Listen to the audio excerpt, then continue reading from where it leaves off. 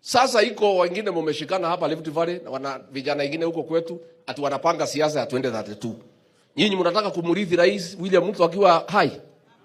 Sasa hii upuzi ya 2032 ni ya nini? Wale mnataka kurithi yeye mungoje mimi nimsaidie afaulu.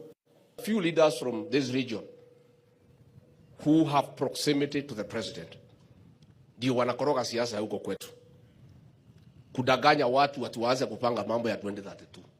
Mimi naomba watu ya bonde la ufa, tafadhali. Sisi tuliunga Rais William Ruto mkono kwa hiari yetu na kwa kupenda. Na tunaendelea kumuunga mkono.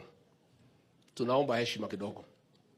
Msijaribu kutupangia siasa ya Mlima Kenya na kutupangia uongozi wa Mlima Kenya. Nyinyi mpange siasa yenu na uongozi wenu.